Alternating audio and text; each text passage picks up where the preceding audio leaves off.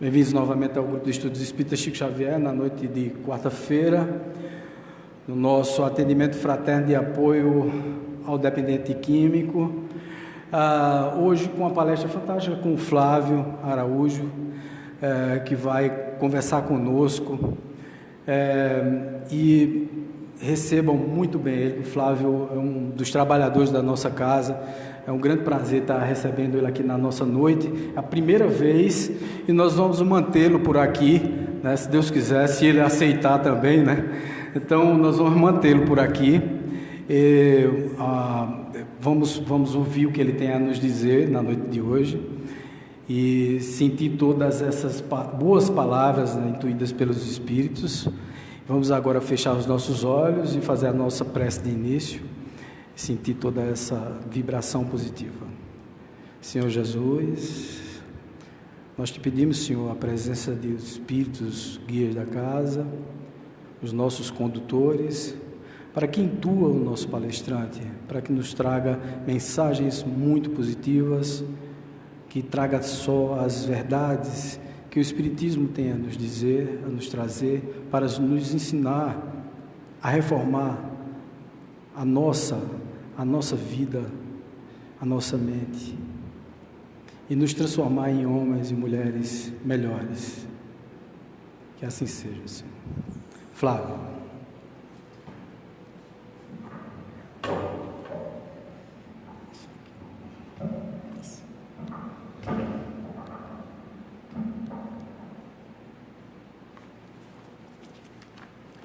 Boa noite a todos e a todas.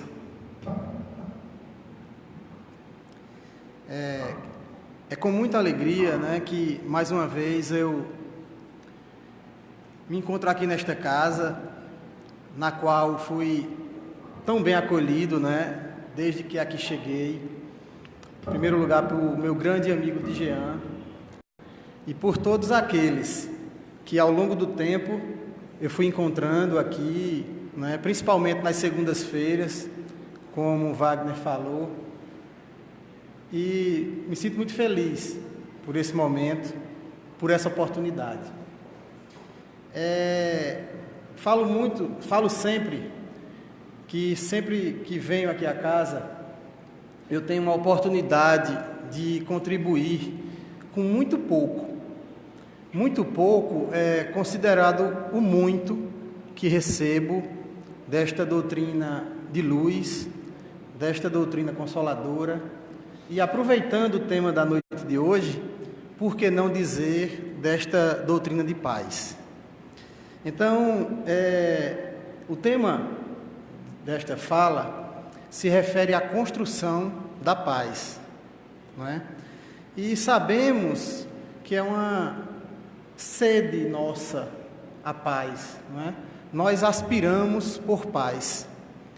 Porém, que paz seria essa que tanto buscamos, não é? De onde viria essa tão almejada paz? E para começar a dialogar com vocês, se faz necessário que eu volte no tempo, não é? Volte a 2000 anos atrás. E há 2000 anos atrás, o Império Romano, ele tinha como bandeira principal nas suas conquistas, nas suas tarefas de dominação, a chamada Pax Romana, não é? E a principal promessa do Império para os povos conquistados era o seguinte: iremos conquistá-los, não é? Muitas vezes subjugá-los, porém, pensemos no lado bom. Vocês terão paz, porque nós, enquanto Império Romano, iremos proporcionar a paz, tanto pelo progresso que iremos trazer, bem como pela proteção que iremos ofertar. E o que é que acontece? Com isso, César, né, na época, o divino, né, como ele era chamado, ele estava incumbido de espalhar essa paz, a Pax Romana, para todo o globo terrestre, né? Porém, se via que após essas conquistas, né, esse povo né, sedento desta paz, continuava na mesma situação. Que situação seria essa? Os povos continuavam com fome e famintos, continuavam abandonados e excluídos, tristes e melancólicos. E o que é que acontece? As promessas não eram alcançadas. Isso gerava uma resistência a esse jugo romano, porque todos aguardavam que aquela paz de fora para dentro, prometida por César, viesse a acontecer.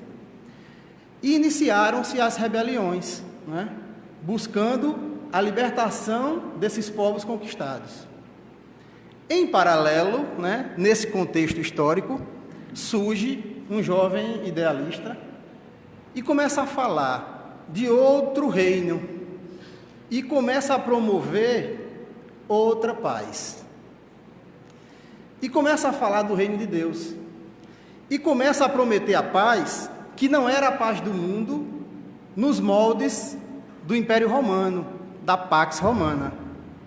E nascia na época uma perspectiva de uma nova paz naqueles corações. Dizia ele: deixo-vos a paz, mas não vô-la dou como Roma a dá, como Roma a promete. Então, essa perspectiva se abre a todos naquela ocasião. E o reino de Deus, na visão de Jesus, fazendo já um link com essa paz, seria a presença divina dentro do coração dos homens.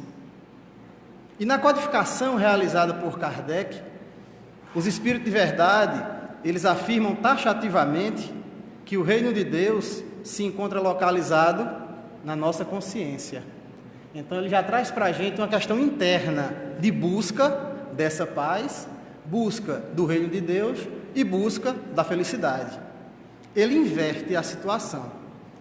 Então Jesus se utiliza de uma parábola interessante quando ele fala do grão de mostarda, que ele diz que o reino de Deus seria semelhante a esse grão de mostarda, que era uma das menores sementes, que quando se desenvolvia, ela aninhava a todos que por ela passava. Ela abraçava, e não obstante sua pequenez de início, quando, com frutos de seu desenvolvimento, ela conseguiria se espalhar. E eu trago isso para vocês, para mais na frente a gente fechar o que seria essa paz. Todos imaginavam que naquela época, né, Jesus iria libertar aquele povo se utilizando da mesma retórica do Império Romano, né?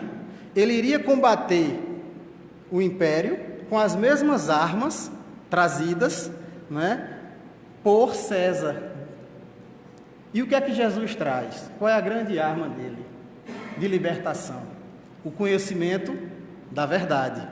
Né? Então, como primeira reflexão, na noite de hoje, eu trago a seguinte questão: nós estamos esperando pela paz aos moldes do Império Romano, aquela paz de fora para dentro, ou aquela paz da construção do reino de Deus, indicado por Jesus dentro de nós? Transportemos essa ideia, né, para nossa situação de espíritos, com cada um com sua bagagem, e pensemos nisso aí. Façamos uma comparação com aqueles povos conquistados por César e nos questionemos onde nós estamos tentando buscar a paz. Buscamos a paz construída de fora para dentro, como César prometia, conquistada por meios de armas, de imposições, de inverdades, de violência, ou buscamos a paz prometida pelo Mestre, que é construída de dentro para fora pela constante evolução do ser? Então, como será que estamos construindo essa paz? Né? E como primeira lição, eu tenho observado que o alicerce para a construção dessa paz estruturante dentro de nós, ela haverá de começar no interior de cada um de nós.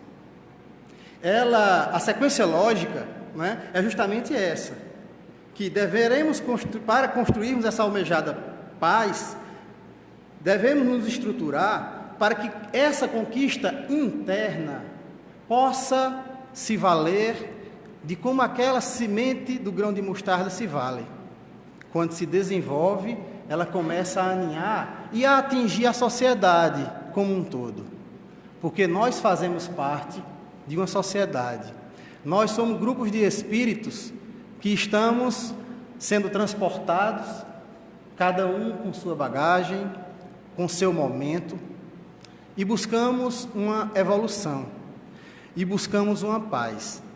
E como eu aprendi muito, principalmente aqui na casa, cada um de nós temos uma participação muito efetiva, inclusive na psicosfera do mundo, quando nós irradiamos pensamentos positivos ou negativos.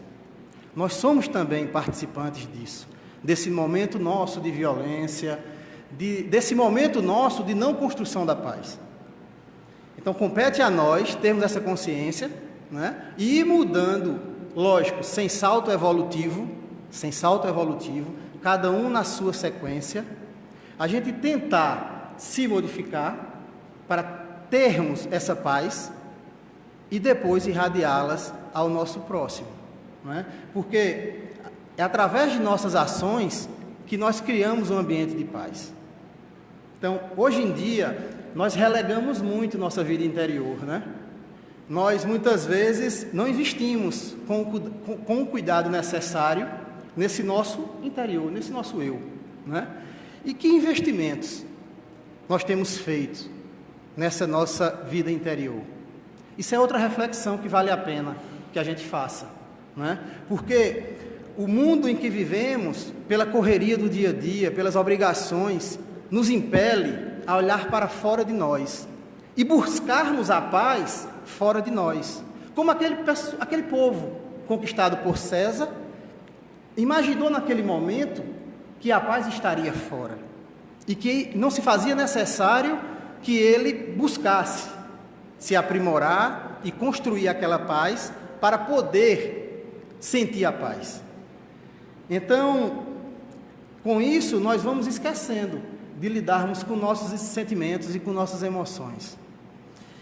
E mergulhamos numa realidade muitas vezes virtual, não é? Virtual, e não nos mergulhamos em nós mesmos, não é? Nós desconectamos de nós mesmos para nos conectarmos a uma realidade muito violenta, não é? As redes sociais hoje, infelizmente, elas trazem uma ênfase muito maior naquilo que não é paz, naquilo que é violento. E é justamente nessa convicção de que o mundo está envolto numa violência que nós entramos muitas vezes num pensamento negativo, né? Nós começamos a pensar, cada dia que passa, que a violência está vencendo a paz. E isso não é uma verdade. Isso não é uma verdade, porque existem N exemplos no dia a dia, né, da nossa cidade, nosso estado, do nosso país, do mundo, de pessoas que buscam essa paz. Então, se não investirmos na paz, no nosso lar, no nosso ciclo de amizade, no nosso trabalho, na casa espírita, como é que nós poderemos, né, passar adiante esse sentimento para uma sociedade, né? Então, como geralmente nós pensamos, nós projetamos que a paz, ela terá que vir através de decretos, de leis, do Estado, algo sempre exterior a nós, não é? Porque a paz do mundo, ela não é nada senão a paz que nasce no interior das criaturas. Quando Saulo, o apóstolo, ele tem aquela revelação em Damasco, que ele sente aquele brilho, aquela luz, né, de Jesus, ele passa a ter um conflito muito grande dentro dele. Por quê? Porque ele tentou naquela época impelir uma paz que ele imaginava que surtisse efeito, que era a paz de imposição, né? E ele, né, diz a literatura, muito inteligente, né, com muitas honrarias, muitos títulos, ele não entendia como é que aqueles seguidores de Jesus, homens simples, gozavam de uma serenidade e de uma paz tão intensa. E ele ele dizia assim: tenho tudo, né, que aparentemente seria necessário para a aquisição da paz, porém nada tenho, disse ele certa vez, né? E eles nada têm e demonstram tanta serenidade e tanta paz. E de onde vem esse aparente paradoxo, né? Ele se questionava. E Paulo estava projetando a paz, volto, de fora para dentro, né? Então, naquele encontro de Damasco, quando ele vê aquela luz, ele faz uma viagem interior para si mesmo. E é justamente nesse momento que ele consegue ter a dimensão que essa paz poderia ser gerada independentemente da sua condição social. E a paz é justamente isso, meus amigos. A paz, ela é o fruto de pequenas ações no nosso cotidiano, independentemente de classe social, de status, de honrarias e títulos e outras questões mais, porque ela é construída de dentro para fora. Então, quantas e quantas vezes, né, nós, com o pretexto de combatermos o mal, a violência, também nos utilizamos do mal e da violência, né? Então, isso é outra coisa muito interessante que eu queria trazer para vocês, porque nossa atividade no bem, não sei se vocês percebem, às vezes nos parece muito pequena. A gente acha que muitas vezes a gente não vai ter, por praticar certos atos no cotidiano, a força necessária para atacar tanta violência, tanta maldade no mundo. Mas não, isso não é verdade. Eu acho que são das pequenas ações, né? São dos pequenos momentos em família. Eu digo família, a família espiritual, inclusive, né? De todos nós, na casa espírita, nos templos, nas igrejas, nos trabalhos, nos lares, que vai fazer com que isso frutifique.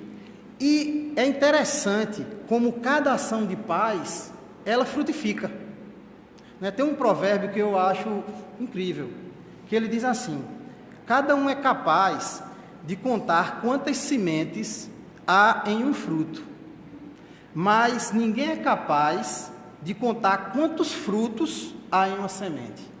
Isso ninguém é capaz. E muitas vezes a gente acha que aquela ação nossa não vai gerar nenhum fruto. Aquela semente plantada do bem, aquela semente plantada de escutar um próximo, de atender um próximo, a gente não tem a dimensão, não é, de como aquilo ali pode surtir um efeito muito grande. Quantos frutos virão de uma atitude promovedora de paz? Veja, o trabalho aqui realizado no Chico, né, nas segundas-feiras, quem de vocês já teve a oportunidade de conhecer, é justamente esse trabalho do grão de mostarda, né? É o trabalho que a cada abraço, a cada afeto, a cada contato com a história ou com aquele momento do outro, faz com que nós, né, que às vezes achamos que estamos assistindo, somos assistidos, inclusive.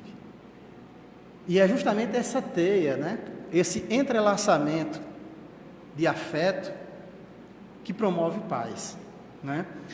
Interessante, eu lendo um palestrante, Richard Simonetti, ele fala que um famoso palestrante espírita, ele foi convidado para falar num pequeno centro de uma cidade do interior, que a média de ouvintes eram 5, 6 pessoas. E ele de pronto atendeu e compareceu e fez a palestra. E depois indagado, né, o porquê de ter ido, né, ele com tamanha fama, e ele fala: eu sabia que estariam lá 5 ou 6, mas eu não sabia quem eram os 5 ou 6 que ali se encontravam. Isso é que é fantástico, porque é justamente nesse momento de não saber que existe ali a pessoa mais necessitada de ouvir aquilo que você queira falar, não é? Do que muitas vezes um auditório lotado com pessoas que às vezes não estão propensas nem no momento de ouvir aquilo e internalizar. Achei bem interessante. E outra coisa que eu quero passar para vocês é que a construção de paz dentro de nós, ela não é fácil, não é? Não é fácil. E ela exige uma disciplina muito grande, muito grande. E eu vou narrar para vocês 2 reportagens, que quando eu estava lendo sobre o tema, eu tomei conhecimento de um livro, o nome do livro é Convite à Não Violência, do professor José Hermógenes. E ele traz, nesse livro, 2 reportagens. Uma que ele intitula Convite à Violência, que é reportagem à violência, e outro que ele diz reportagem da não violência. Eu lerei para vocês essas 2 reportagens, né, que me chamaram bastante atenção, né, e que narram situações, basicamente, que eu queria ilustrar para vocês. Então, a primeira reportagem, que vem intitulada Reportagem da Violência, dizia o seguinte, que a imprensa brasileira conta como Laura, de 23 anos, carregando ao colo Thalita, sua filhinha de 8 meses, entrou no banco para abrir uma poupança em nome da menina. Mas também entraram 7 homens armados, dispostos a matar e levar o dinheiro. Um deles, incomodado pelo choro da criança, ordenou a Laura: manda essa praga calar a boca, ou atiro nela. A menina não parou de chorar. O bandido fez pontaria a menos de 1 metro e disparou seu 45. A bala varando o crânio da menina e se alojando no peito materno. Ambas morreram. Seguiram-se uma chacina com a presença da polícia. 6 policiais saíram feridos e mais um dos clientes do banco. Então essa é a reportagem da violência, certo? Depois ele narra a reportagem da não violência. Diz o seguinte: narra a reação do esposo da jovem e pai da criança assassinada. Diz o seguinte: foi bom enquanto estive junto de minha esposa e de minha filha, e é claro que sentirei falta delas, mas sei que estão bem porque estão com Cristo. Não odeio, pois em meu coração não há espaço para o ódio. Essas coisas acontecem porque as pessoas não têm Cristo no coração, declarou a reportagem o pai de Thalita e esposo de Laura. Em pronunciamentos posteriores, assim falou: acho que os sentenciados devem passar por um processo de regeneração. Dias depois, estava falando para os 100 detidos na cadeia municipal de Rio Claro, tentando convencê-los a buscarem Cristo, convidando-os para uma conversão verdadeira, convidando-os com suas palavras, mas principalmente com seu exemplo para a não violência. Vladimir Tomarevski, ainda envolvido pela dor crucial, sentiu empatia por todas as vítimas da violência urbana. O sentimento de perda é igual para todos. Perdi minha esposa e minha filha, mas existem outras pessoas que perderam entes queridos e seus casos não tiveram repercussão.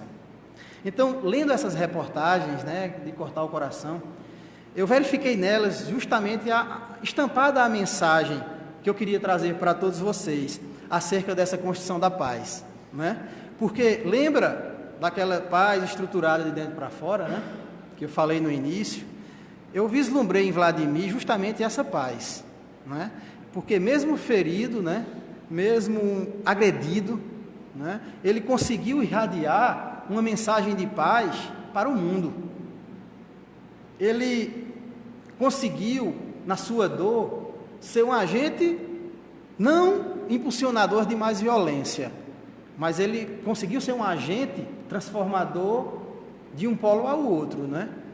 De uma mensagem de violência para uma mensagem de paz.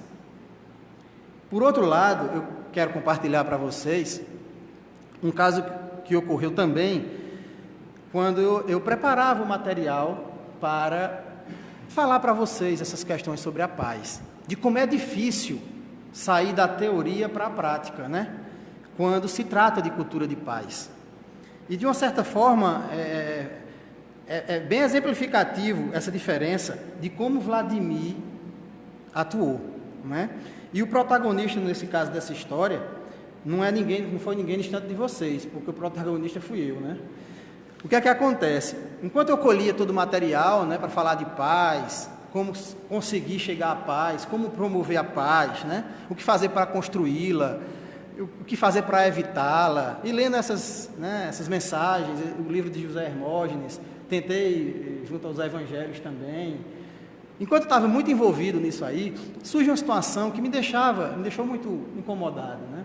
Uma situação que me deixou muito sem saber a decisão que tomava, E olhem, eu estava estudando justamente como construir a paz, né?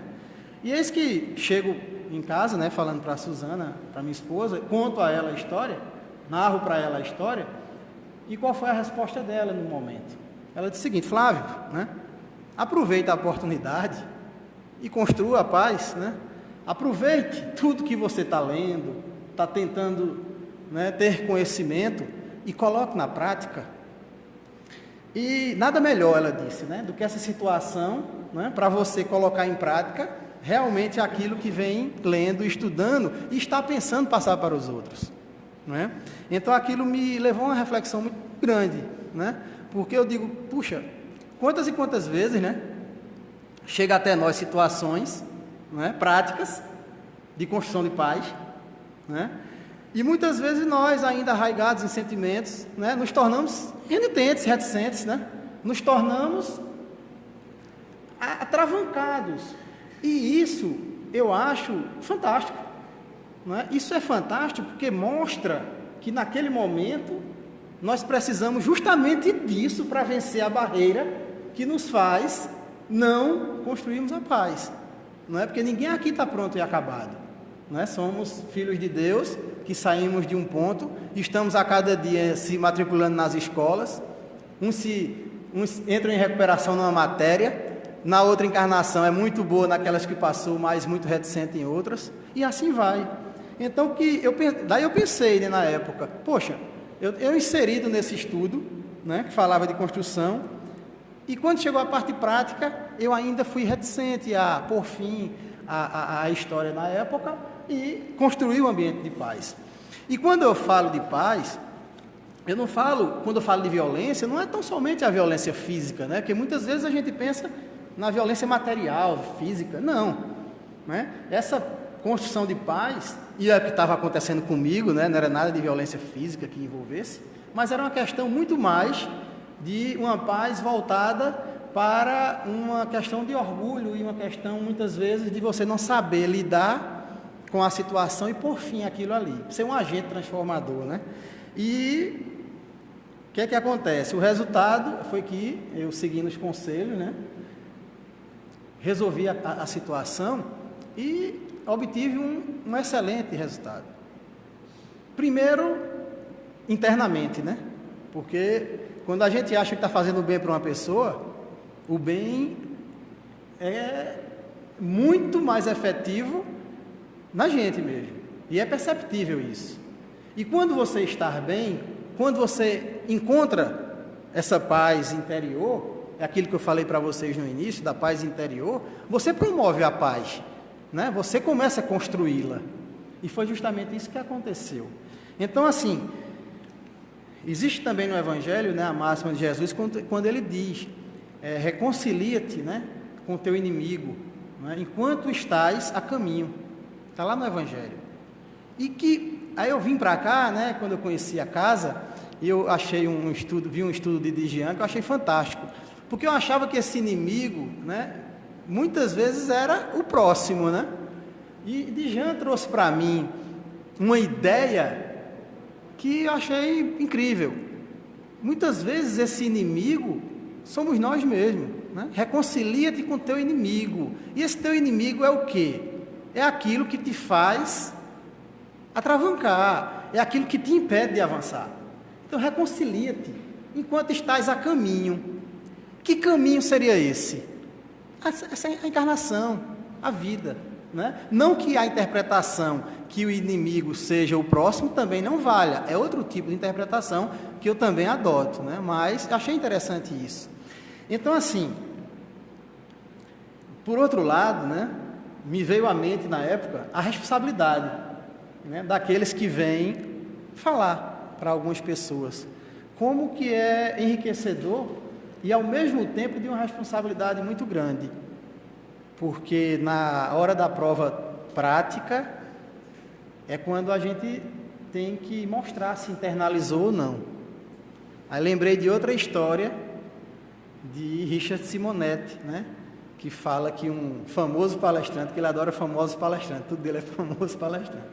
Um famoso palestrante, quando do desencarne, né? Chegou numa esfera umbralina, né, num umbral lá, e foi socorrido justamente por, ele reconhece, né, um senhor que sempre assistia todas as palestras dele, lá no cantinho lá assistia. E ele viu nesse senhor uma luminosidade de um espírito que estava bem naquele local, né? E ele em trevas, né, o famoso palestrante. E quando ele indaga, né, se surpreende e pergunta: como assim, né? Como é que você, né, eu que falava, né, proferia aquelas palavras tão bonitas, estou nessa situação e você está... E ele diz: justamente por ter colocado em prática, né, tudo o que você me falava em tão bonitas palavras. E aquilo também foi interessante para mim, né, que eu digo: puxa, então agora não sou famoso palestrante, mas estou pelo menos passando uma mensagem de paz para as pessoas. Então, queria que ficasse, né, essa reflexão para a gente, porque assim, eu tenho percebido que o mundo ele age com relação à violência da seguinte forma: acontecem alguns fatos muito negativos, algumas tragédias, e todo mundo toma conta daquele fato, né? A mídia, o jornal, todo mundo cobre, e muitas pessoas ficam de um lado muito compadecidas, as outras com uma violência muito grande, e gera os dois lados, né? Um apoia, o outro não apoia. E eu percebo que tão logo acontece outro fato, esse aqui já cai no esquecimento, né? Às vezes, quando muito, passa na retrospectiva do final do ano, mas a vida continua. E o que mais me chama a atenção é que o que se está ficando muito usual, o que eu chamo de uma cultura pró-violência, que é uma cultura muito sutil no nosso dia a dia, e que nós não damos conta de como vai invadindo a gente essa cultura, né? E essa cultura, ela está presente em todos os lugares, né? Nos lares, né? Nos esportes, nas escolas, né? Nas músicas, nas piadas, nos meios de comunicação, canções infantis, infelizmente até em religiões, né? Se matam por componentes religiosos. E o que é que mais acontece? Muitas vezes a criança, né, ela é ensinada a que aquele que pensa diferente dela é um opositor, é um inimigo, né? É um inimigo que não é do bem, porque não pensa igual a mim, ele é do mal. Se ele é do mal, ele não pode ser meu amigo. E se ele não é meu amigo, então eu não vou promover jamais a paz. E aquilo vai crescendo, né? Essa sutileza. E o que é que acontece? Quando eu lia essa obra do Convite à Não Violência, ela fala de um momento, inclusive do desvirtuamento da palavra amor, do sentimento amor, como ele foi sendo desvirtuado por nós. E ele cita algumas frases aqui que eu vou ler para vocês, quando assim, muitas vezes o amor ele vem relacionado com possessividade, por exemplo, né? Quando muitas pessoas dizem assim: você me pertence, né? Com exclusivismo, quando diz: só amo você, só a mim você deve amar, né? Dependência, tipo, sem seu amor eu não sou nada, eu vou morrer, né? Passionalidade, né? Matarei você se me trair, coisa do tipo. Então assim, vejam como a diferença na acepção desse sentimento tão nobre como o amor foi desvirtuado dependendo do ponto de vista que você adote. E eu levo esse mesmo desvirtuamento para a paz. Até a própria palavra paz está muito desvirtuada. Nós nem sabemos muitas vezes o que é estar em paz, porque muitas vezes nós projetamos esse sentimento em questões externas nossas. Eu estarei em paz se acontecer isso, né? Eu estarei em paz se meu filho passar no vestibular. Aí o filho passa. Eu estarei em paz se ele encontrar uma pessoa legal e casar. Aí ele não encontra uma pessoa tão legal para casar, ou encontra. Eu estarei em paz se ele me der netinhos, né? E bonitos. Aí vem os netinhos, aí pode ser que ele não ache, eu não estarei. Então a gente às vezes, o sentimento paz para a gente ficou muito efêmero, muito sem uma estruturação, né? E o que é que acontece? no artigo que eu vi, Não Temos Cultura de Paz, esse artigo é de Alamar Regis Carvalho, encontrei na internet, e achei bem interessante, porque ele relata várias situações do nosso cotidiano, né, que justamente justificam comportamentos que vão sendo passados para a gente no dia a dia e que nos faz ter uma verdadeira cultura de violência. Ele diz assim, um exemplo, ele traz as religiões como exemplo, né, que muitas vezes, né, Jesus, como um grande propagador da paz, muitas vezes trazem mais Jesus na cruz, né, traz Jesus naquele momento de violência que foi atacado, atingido, né, a via sacra, por exemplo, né, e não se dá muitas vezes tanta ênfase, diz Alamar, né, as promoções de paz que o Mestre nos legou, né? Ele fala muito disso, do sacrifício que é enaltecido, né? Ele fala na escola, por exemplo, né? Ele diz que na escola, grande parte do currículo fala de guerra, né? Inclusive ele faz até uma lista que eu até trouxe para vocês, e todos devem ter já lido alguma coisa sobre isso, olha. Vê quanta guerra: Guerra do Paraguai, dos Farrapos, Cisplatina, de Canudos, Emboabas, Riachuelo, Tríplice Aliança, dos Cabanos, Primeira e Segunda Guerra Mundial e por aí vai. E por outro lado, não se fala de paz nessa exata proporção. Outra coisa que ele traz que eu não sabia, que ele diz que o posto de marechal só é concedido, vejam, em tempo de guerra. E ele se questiona, né? Por que não existe um marechal da paz? Um marechal que promova a paz? Por que essa honraria tenha que vir num campo de batalha, né? Ele fala também de algumas figuras, ele cita o brigadeiro João Camarão Teles Ribeiro, que era considerado um deus pelos índios, e o brigadeiro Protásio Lopes. E ele diz o seguinte, que o Protásio Lopes, ele passou anos e anos sobrevoando a Amazônia e jogando pelas janelas dos aviões que pilotava sementes de árvores, que ele diz que hoje, né? Hoje, essas sementes devem ser árvores frondosas da Amazônia, por conta do tempo e da intensidade que ele jogava as sementes. E ele diz no seu artigo, e eu procurei inclusive, encontrei, mas ele diz que você vai no Google, coloca o nome e quase não aparece uma imagem dessa figura promovedora de paz. E ele diz também que quem acompanha futebol, né, eu tive esse contato com os hinos dos clubes, aliás, das seleções na Copa do Mundo, e vocês podem perceber que geralmente os hinos dos países conclamam a guerra. Geralmente falam de guerra, do sangue derramado, que nós conquistamos, nós vencemos. Eu não lembro de ter ouvido algum hino que fale só de uma nação de paz, que promove a paz mundial. Então, ele diz, ao final, ele fala dos desenhos animados, né, que passamos para as crianças, né, que geralmente o personagem principal, ou ele é violento, né, ou ele é mau caráter, né, porque se ele for bonzinho, não tem graça, não vai ter muita, a criança não vai gostar, né, daquilo ali. Ele fala dos programas de auditório, muitas vezes, que aqueles sensacionalistas, né, que fazem apologia à violência, vivem da violência, se nutrindo da violência. E ele diz que muitas vezes aqueles que tentaram programas incentivadores da paz não tiveram o mesmo sucesso. E ele achei muito interessante essas questões que às vezes nós, no nosso dia a dia, a gente não percebe, mas vai sendo bombardeado, né, por toda uma gama de informação que nos leva, em algum momento de nossa vida, a sermos violentos, a não construirmos a paz tão necessária, né? Aí ele encerra o texto dizendo o seguinte: a responsabilidade nossa, né, de promoção de paz, ele nos envolve com essa responsabilidade, porque nós aprendemos, principalmente na casa espírita, que nós somos instrumentos de paz, né, promovedores de uma paz.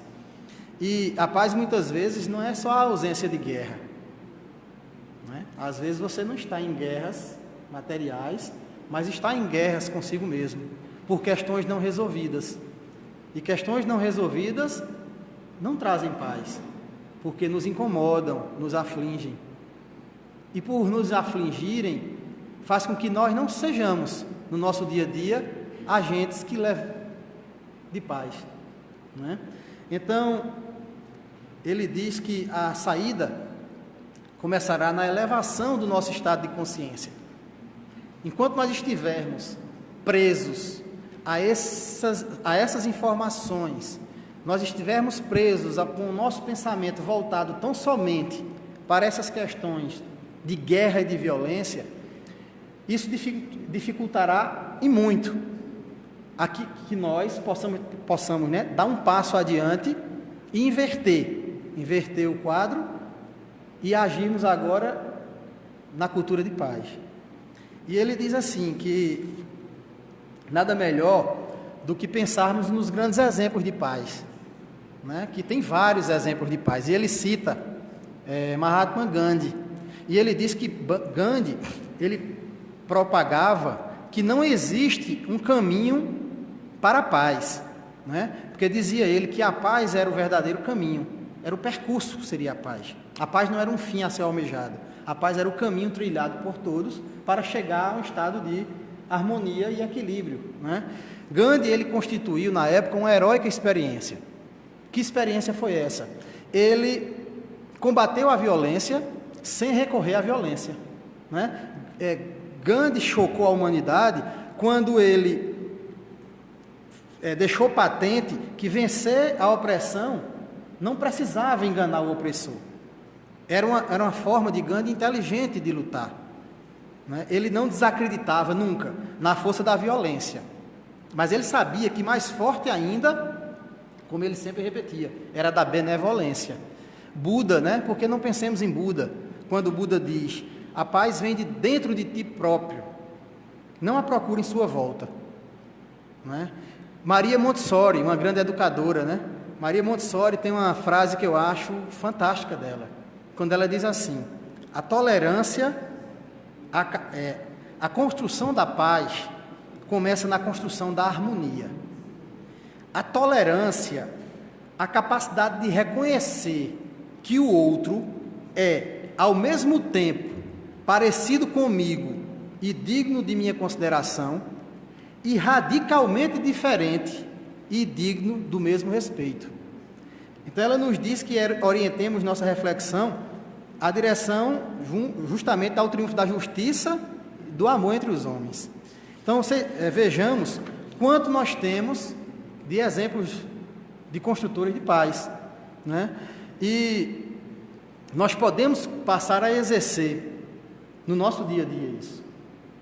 E a Casa Espírita, né, em especial, eu falo no grupo de estudos Chico Xavier, eu tenho aqui como um local promovedor de paz, né, porque eu acredito que vocês também ratificam o que eu vou falar. Porque geralmente quando eu venho para cá, eu saio num ambiente envolvido de muita paz, né? Então aquelas pessoas que são assistidas e nós trabalhadores na segunda-feira, eu não tenho dúvida que nós saímos, principalmente naquele momento, preparados para sermos justamente a semente do grão de mostarda, que quando desenvolve esse afeto, consegue aninhar, consegue chegar, né? E eu digo chegar é a sociedade, né? Então, cada gesto de carinho e de afeto que essas pessoas recebem aqui, com certeza levam para a sociedade. E a psicosfera do ambiente começa a se modificar, do Chico, em especial, depois do bairro, né? Depois de uma cidade, de um país e, por que não dizer, do mundo. Então, meus amigos, veja bem, pelo adiantar da hora, tem algumas coisas que eu queria falar, mas eu queria passar para vocês uma canção, uma letra de uma canção do nosso cantor espírita, né? Ele é cantor e é da doutrina espírita, Nando Cordel, que quando eu li, eu achei ela um poema, né? Eu queria ler para vocês, que ela diz o seguinte: a paz do mundo começa em mim. Se eu tenho amor, com certeza sou feliz. Se eu faço o bem ao meu irmão, tenho a grandeza dentro do meu coração. Chegou a hora da gente construir a paz. ninguém suporta mais o desamor. Paz pela paz, pelas crianças. Paz pela paz, pelas florestas. Paz pela paz, pela coragem de mudar. Paz pela paz, pela justiça. Paz pela paz, a liberdade.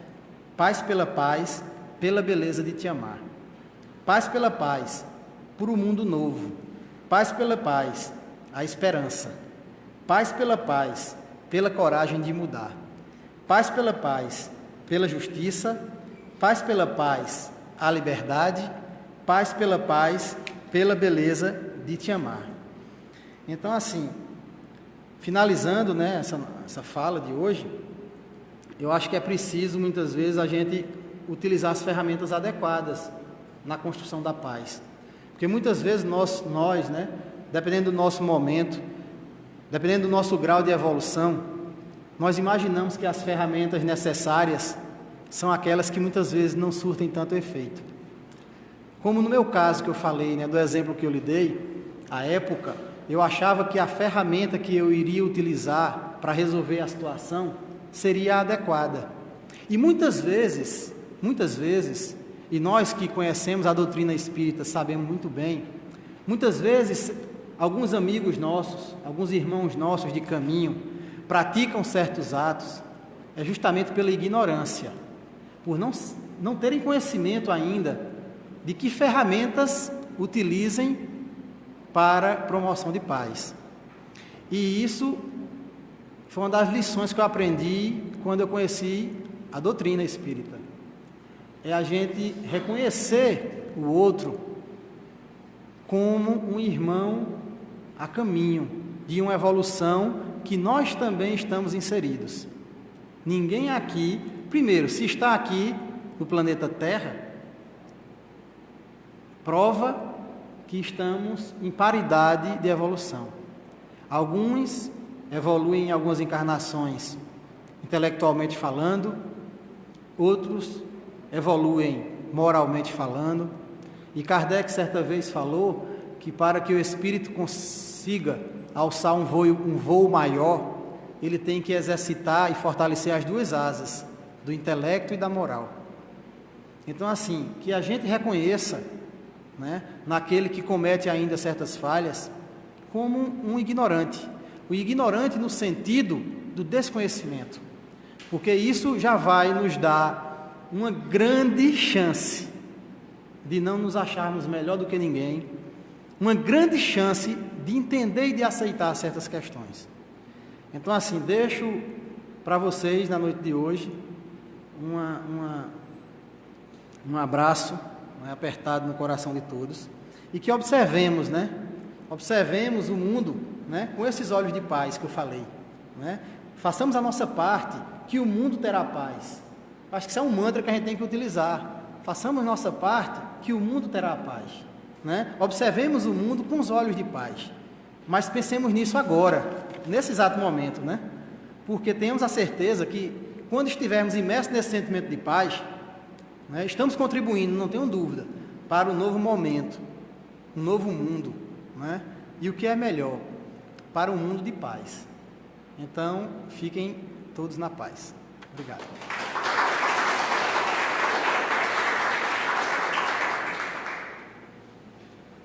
Bom, a gente gostaria de agradecer a presença do Flávio. Vamos fechar os olhos para fazermos a nossa prece de encerramento.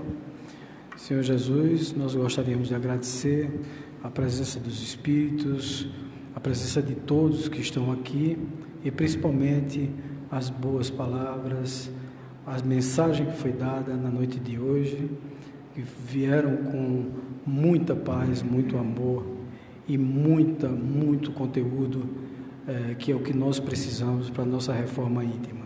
Que assim seja.